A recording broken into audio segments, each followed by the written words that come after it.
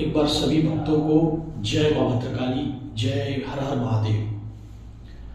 भक्तों, आज मैं आपको जानकारी देने के लिए आया हूं कौन से भक्त हैं जो चौकी लगाते हैं,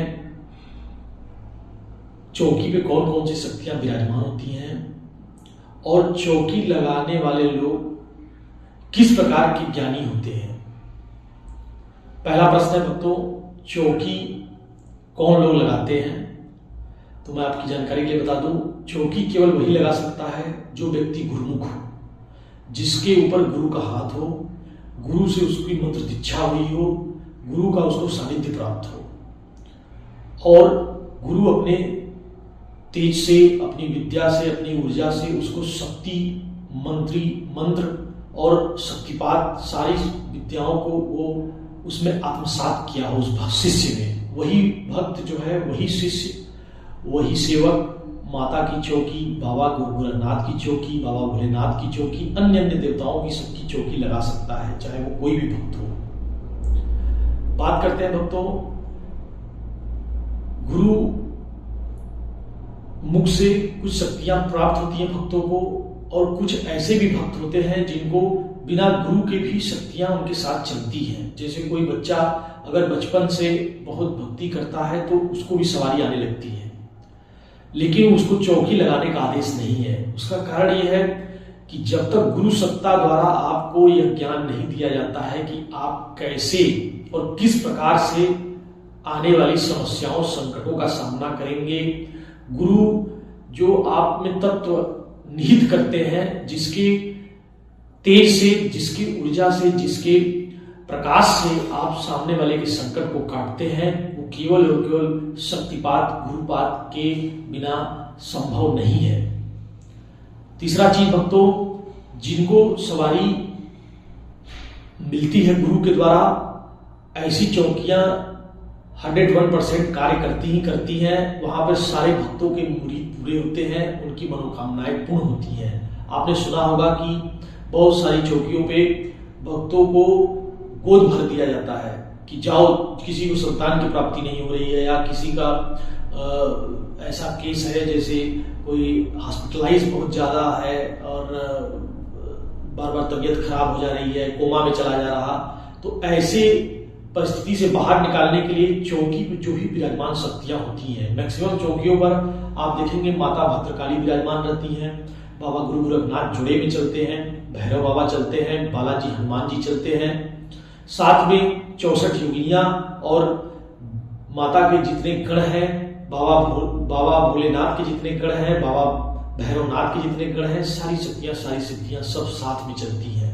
हमेशा चौकियों पर तमाम प्रकार की शक्तियां वहां विराजमान होती हैं, जो आने वाली संकटों को दूर करती हैं, उनको काटती हैं। अब बात करते हैं भक्तों, आखिर चौकी पर ही जाने पर सबके कार्य क्यों बन जाते हैं?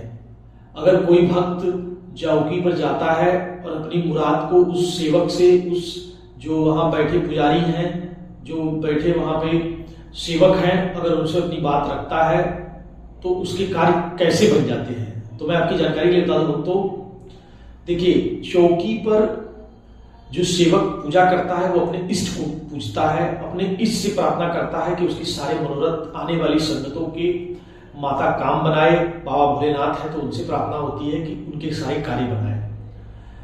जब कोई संगत से कोई भक्त आता है और अपनी मुरादें कहता है, तो उसके बदले में जब वो शक्ति कार्य करती है तो उसके बदले में उस सेवक के द्वारा वहां पर उसको उस कार्य के लिए भोग प्रसाद चढ़ाया जाता है।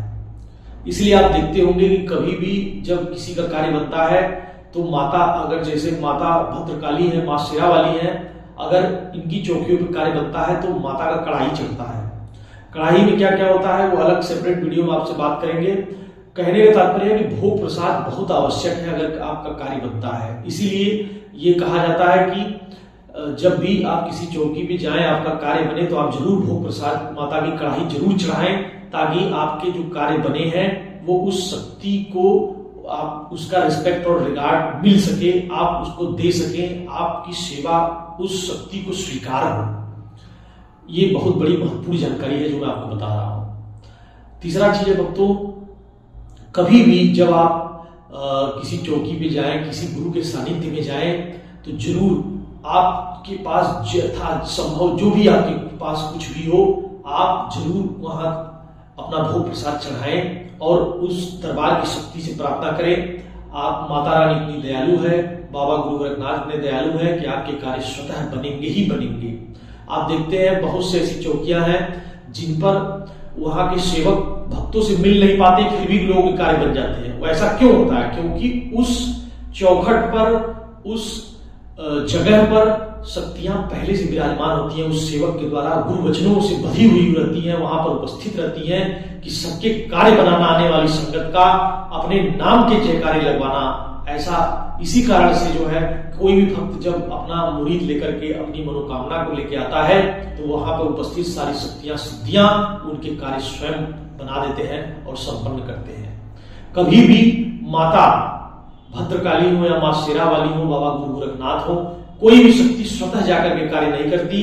उनके गण, उनकी दूत, उनके जो सेवक हैं, माता की योगिनियां हैं, माता के जो गण हैं, बाबा गुरु गोरखनाथ के जो गण हैं, सब्बल सिंह बावरी का आपने नाम सुना होगा, ये सारी शक्तियां जो है जोड़े में चलती हैं और सब भक्तों के कार्यों को, मुरीदों को पूरी करती हैं। तो आपको जानकारी बेहद पसंद आया होगा। मां भद्रकाली चौकी प्रत्येक शनिवार के दिन 8 बजे से लेकर के रात्रि 10 बजे तक जो है पूछा का कार्यक्रम चलता है भक्तों। यह हमारा कार्यक्रम बिल्कुल निःशुल्क है।